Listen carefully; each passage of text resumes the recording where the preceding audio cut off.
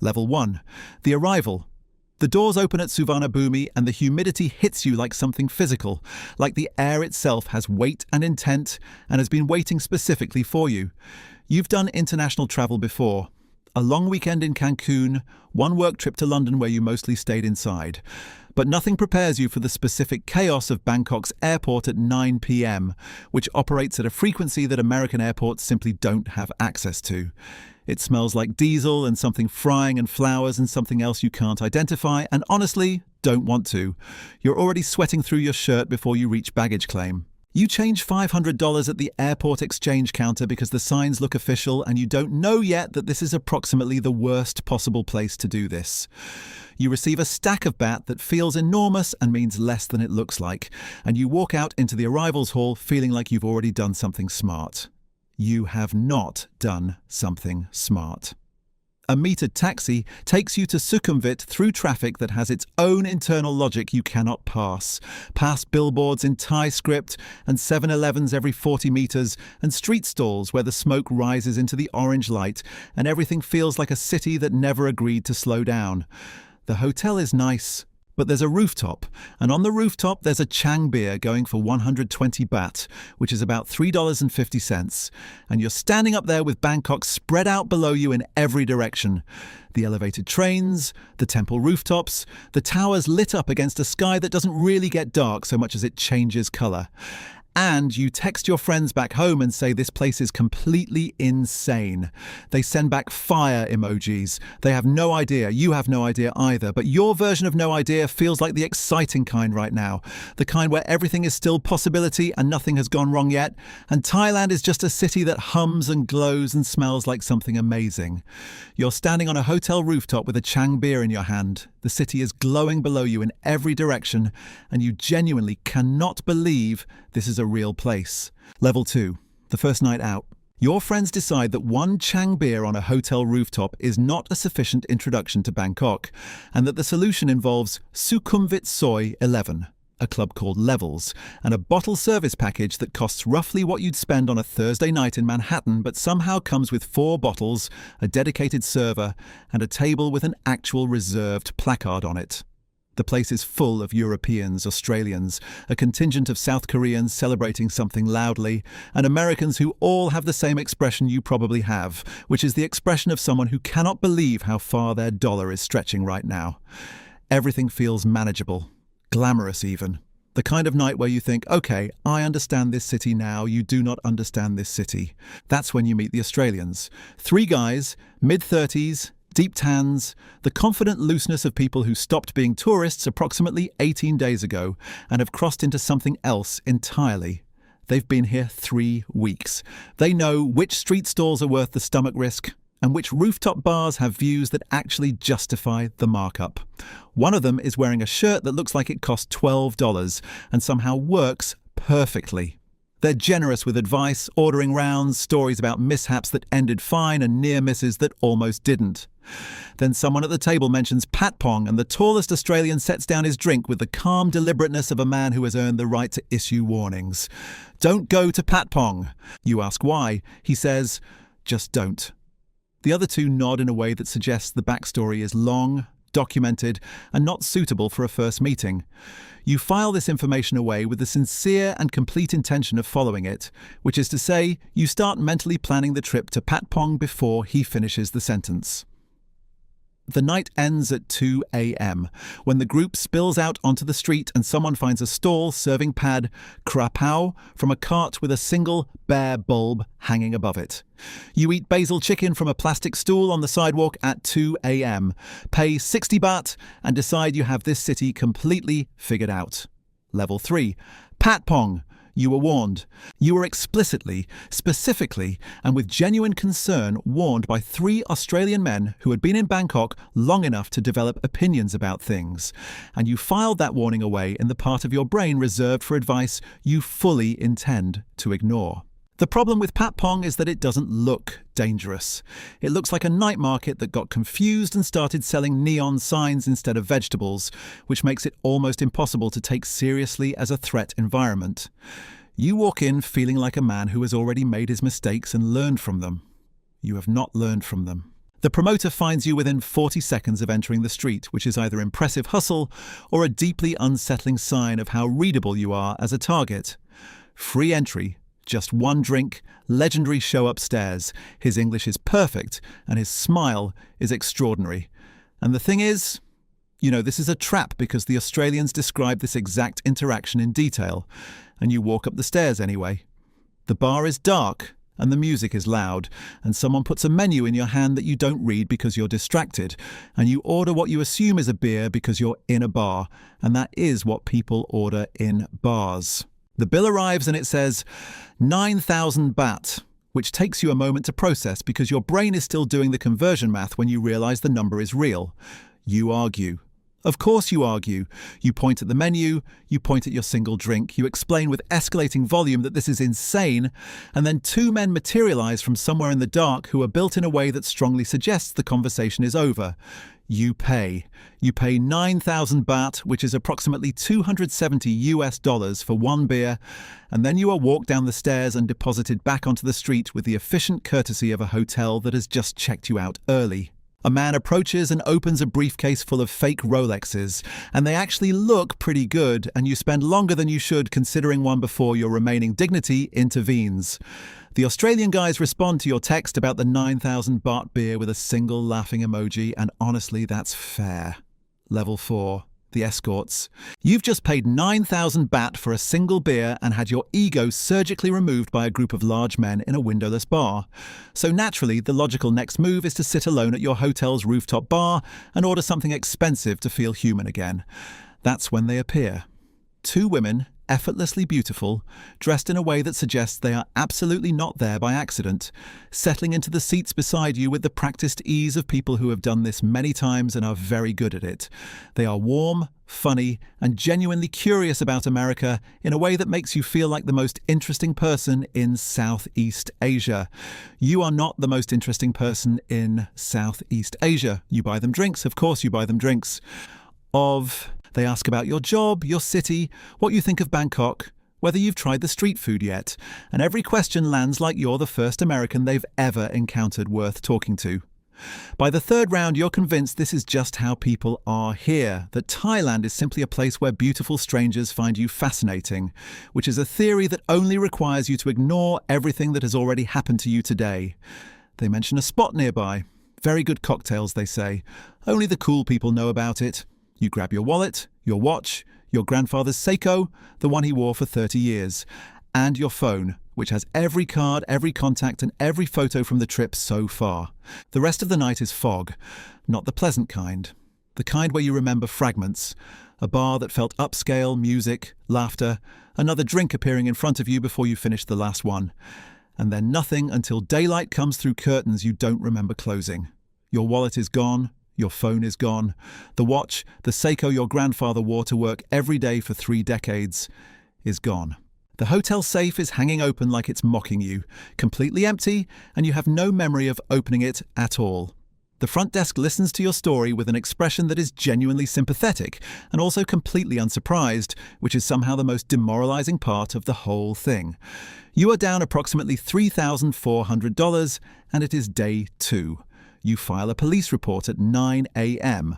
The officer writes everything down with the calm efficiency of someone who has written this exact report many times before, and you get the sense that this particular investigation is not going to crack the case. Level 5. Pattaya. Your friends pitch it as a reset, which is the kind of word people use when the previous situation involved a police report and an empty hotel safe.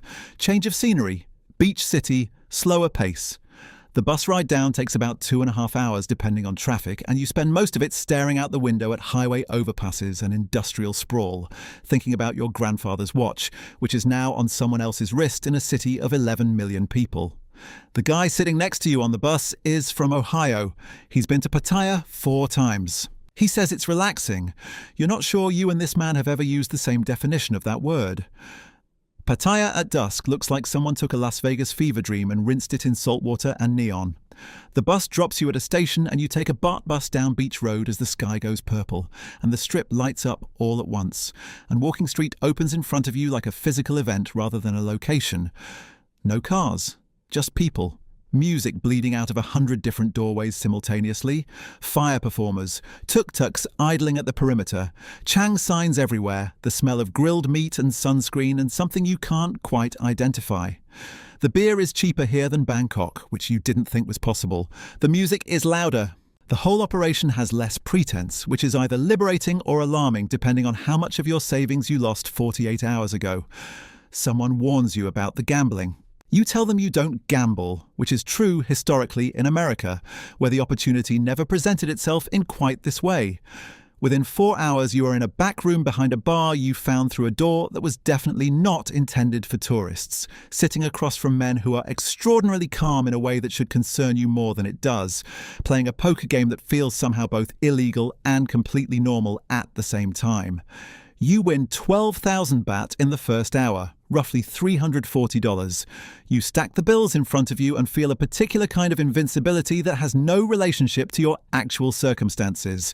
You're up 12,000 baht, the guy across the table is smiling at you, and you have the specific kind of confidence that only exists in the 20 minutes, before everything goes completely wrong. Level 6. The gambling debt. The 12,000 baht you won in the first hour felt like a sign from the universe that Pattaya was your city, that you had some dormant gambling instinct that simply needed Thailand to activate it, and that the guy across the table with the gold tooth smiling at you was a friend. He was not a friend. Within 40 minutes, you've given all of it back, plus the 6,000 baht you came in with, plus another 20,000 you pulled from your pocket with the specific, dead-eyed calm of someone who has fully left their body. The math stops making sense around the time you owe 80,000 baht, and the room gets quieter in a way that has nothing to do with noise levels. You offer Venmo, you offer PayPal, you explain that your bank app has international transfer capability and you could have this resolved in under 3 minutes. Nobody in this room wants to hear about your bank app. What they want is your passport, which they take with the efficiency of people who have taken many passports, and a man who speaks very good English explains in a tone that is almost soothing that you have until tomorrow morning to produce the full amount. This is presented less as a threat and more as helpful scheduling information. Then Nok appears. You don't know his name is Nok at first. You learn it later, in the way that you learn the names of people who have made a significant impression on you. He's not large, which is somehow worse. He produces a pair of bolt cutters from somewhere behind the bar with the casual energy of a man retrieving a bottle opener, and before you have processed what is happening, he removes the tip of your left pinky finger, not the whole finger. He is very clear about this distinction, and in retrospect, the precision is almost considerate. It's a deposit, he explains, on the debt. You are driven to an ATM in a tuk-tuk, which is the most absurd sentence you have ever lived through. Bandaged hand bleeding through a bar rag, the driver completely uninterested in any of this. You max out your Chase card. You max out your Bank of America card. You find a credit card in your shoe from a defunct gym membership that somehow still works. You come up about 4,000 baht short, which at current exchange rates is roughly $115 and represents the most expensive $115 of your life. They keep the fingertip. You get your passport back, you do not get your fingertip back, and a man named Nok waves goodbye to you from the door of the bar with what you can only describe as genuine warmth. Level 7. The kidnapping. It's 4 a.m. and you're standing on a street in Pattaya with a bandaged left hand, 9 fewer baht than you've ever had in your life, and the specific emotional texture of a man who has been thoroughly processed by a system he didn't know existed. You need a taxi. There is a vehicle that looks like a taxi. You get in. This is a mistake that will feel, in retrospect, almost cosmically inevitable given the sequence of decisions that preceded it. The driver doesn't take you to your hotel. He takes you somewhere north of the city, past warehouses and a stretch of industrial buildings that smell overwhelmingly and unmistakably of fish sauce. You are taken upstairs to a room above what appears to be a fish sauce factory and introduced to 2 men who explain with the kind of organized calm that suggests they have done this before, that you owe someone money. Not the gambling men, someone else. It turns out the upstairs bar in Patpong and the backroom poker operation in Pattaya are connected through a single individual, the way that certain unfortunate things in life connect through a single individual, and that individual wants the remainder of the Patpong debt plus what they describe without apparent irony as a processing fee. You spend 6 hours in that room. There is a plastic chair, there is a ceiling fan that works about 70% of the time. There is a view from the window of a parking lot containing 3 trucks and a dog who appears deeply unbothered by the entire situation. You are not harmed. You are also absolutely not leaving. Back at the hotel, your friends wake up around 10 a.m., notice your absence, and exhaust their entire local contact list, which consists entirely of the Australian guys from Soy 11. The Australian guys know someone, that someone knows someone else. This chain of knowing moves with impressive efficiency for a Saturday morning. The call comes in around 11 a.m. A brief conversation happens in Thai. 20 minutes later, a man you have never seen before walks into the room, says something to the 2 men, and walks back out. You follow him. Nobody stops you. The dog in the parking lot doesn't even look up. The Australian's guy's guide drops you off at your hotel at noon, says, "Welcome to Thailand," completely without irony, and drives away before you can ask his name. Level 8. The drunk walk. Your friends, who have watched you get robbed, fingerprinted by a police officer who clearly felt sorry for you, and released from a fish sauce factory by a man whose name you never learned, decide that the medically correct response to all of this is to sit you down at a beach bar and order Singer until the universe makes sense again. This is not good medical advice. You have recently lost a meaningful portion of your left pinky finger. You comply immediately and without hesitation, because at a certain point in a trip like this, the body just stops arguing with the brain and goes along for the ride. The first 3 beers feel like therapy. The 5th feels like progress. Somewhere between the 9th Singer and the 3rd shot of Mekong whiskey, which is a Thai rice spirit that costs about $4 a bottle and absolutely should not be mixed with beer and blood loss, you stop being a coherent participant in your own evening. Your friends will later describe the moment they lost you as happening very quickly. One of them went to the bathroom. Another was talking to someone. You were there and then you were not there, and the plastic chair where you had been sitting held only a half-finished beer and your sandals, which you had apparently left behind as some kind of deliberate choice. You were found 3 hours later outside a 7-Eleven approximately a quarter mile up the beach, completely naked, purchasing a corn dog. Not a corn dog you had brought with you. A corn dog from inside the 7-Eleven, which means at some point in those 3 hours you located your wallet, which was not in your sandals, and made a transaction. Witnesses on the beach describe hearing what they believe was a partial performance of Mr. Brightside at some point during your journey. You have no memory of the clothes, the song, the corn dog, or the 3 hours in between. The 7-Eleven security footage is very detailed, and the store manager shows it to you the next morning with obvious delight. You're on the beach the next morning with a bandaged left hand, a hangover that feels like structural damage, and 0 remaining dignity, which is actually the ideal emotional state for meeting someone who will completely rearrange your entire sense of what matters. She's sitting 20 feet away reading a book, and the only reason you talk to her is because you sit down wrong and spill half a bottle of electrolyte water on your own foot, and she laughs at this, which is the correct response. She's Thai-American, originally from San Diego, working remotely as a UX designer in Thailand for 3 weeks to visit family and decompress from what she describes as a truly miserable Q1. You tell her everything. The wallet. The watch that belonged to your grandfather, the naked 7-Eleven incident that you still cannot fully reconstruct from memory. She laughs harder with each installment, the kind of laugh that makes you feel like a genius for having survived your own stupidity, and by the time you get to the part about Nock waving goodbye with genuine warmth, she is crying. You talk for 6 hours without noticing that 6 hours have passed, which has never happened to you in your adult life. The next 4 days are the version of Thailand that exists in the part of your brain that didn't think any of this was real. You go to temples at dawn before the tourist crowds arrive. You eat at night markets where the food costs almost nothing and tastes like someone built the dish specifically for you. You stay up talking until 3 a.m. about your jobs and your families and what you actually want your lives to look like, and the conversations feel like the kind you're supposed to have at 22 and somehow never got around to. She seems to feel something too. She keeps laughing at things you say that aren't even jokes, and there's a version of you that interprets this as a sign rather than as what it probably is, which is just someone who finds catastrophe genuinely funny. You're eating mango sticky rice on the steps of a temple at sunset on day 4, and you are, without question, the most at peace you have ever felt in your entire adult life. Level 10. The end. She invites you to dinner on your last night, framing it as something casual.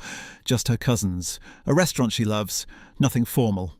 The place is nicer than you expected. Private room in the back, no menu posted at the entrance, a staff that moves quietly and doesn't make eye contact. You feel genuinely honoured that she wants to share this with you, which tells you everything about where your head is at after 4 days of mango sticky rice and temple steps and conversations that felt like they were rearranging something fundamental in your brain. You order whatever she orders because you trust her completely, which is the most expensive sentence you've ever thought. Everyone is extremely polite. Midway through the second course, you notice something is wrong. Not wrong like too much Mekong. Wrong like the room is making decisions your body isn't part of. Your hands feel distant.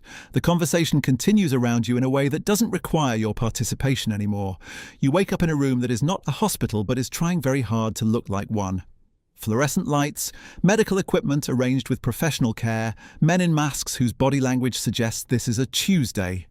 A man seated near the door explains things to you in English that is genuinely better than most people you went to college with. He covers blood type compatibility, current market pricing structures, the logistics of certain procurement networks operating across Southeast Asia. He is thorough. He is calm. He seems proud of the explanation the way a person is proud when they've built something that works reliably. You understand with complete and total clarity what is happening and what is going to happen, which is somehow worse than not understanding. The woman from San Diego, who talked with you for 6 hours on a beach about UX design and her grandmother's cooking and how much she missed In-N-Out, runs a recruitment operation. She is very good at her job. And your last conscious thought, as the overhead light goes white and then nothing, is that you really, genuinely should have listened to the Australians.